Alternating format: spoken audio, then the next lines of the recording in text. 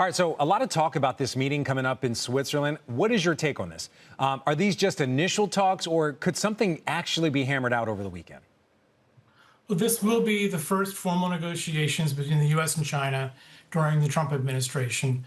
So there will be some throat clearing and some introductory matters, and they'll need to set an agenda. But I think that actually the economic situation is so pressing with effectively an embargo between the two countries that I think there will be some progress on the main issue, which is tariffs right now. President Trump has already said that the tariffs are too high and they'll need to come down. He has effectively exhausted his leverage with China with regard to tariffs. They need to come down. I think that there will be some reduction that will be helpful. Do you think the reduction comes out of this weekend's discussions, or you're saying it's a longer conversation, but this is an important first step? I think something could come out. There are various scenarios that could happen. There could be some reduction that could come out. I mean, the situation is dire as trade is completely frozen up. It could be that there are gradual reductions on both sides in parallel, one after the other. That could happen as well. There's been a lot of political rhetoric about how tough both sides are going to be.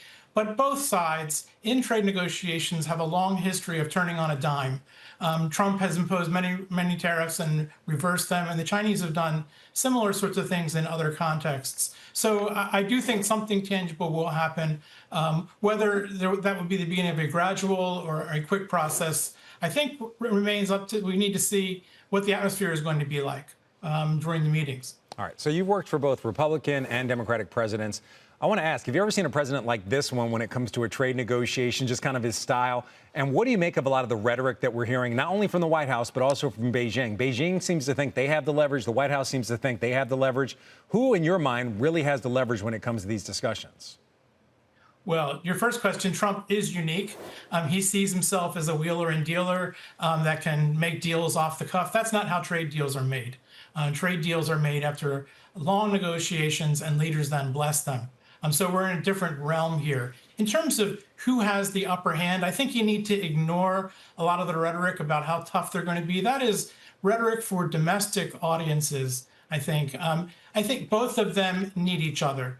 We are now at the point where rhetoric is over and reality is setting in, and orders are being canceled, people are being laid off, ships are not sailing. So there's an imperative on both sides to do something. And I think that both sides are pragmatic enough, if they can get beyond all of the political rhetoric, to get something done for their people. You know, President Trump often says he has a good relationship with President Xi. No one knows the reality of the conversations between the two of them. But do you believe that this deal or a deal can be negotiated with the U.S. Trade Rep and the Treasury Secretary? Or will Xi and Trump need to actually get on the phone and hammer this out? Well, I think Xi and Trump have a business relationship at best. I do not think that they need to get on the phone. Traditionally, in U.S.-China relations, leaders talk by phone or in person when there is something that needs to be ratified. Negotiations at lower level already happen, and then the leaders ratify that. Now, in this case, the question was how to begin negotiations. The easiest way to have done that would have been through a phone call.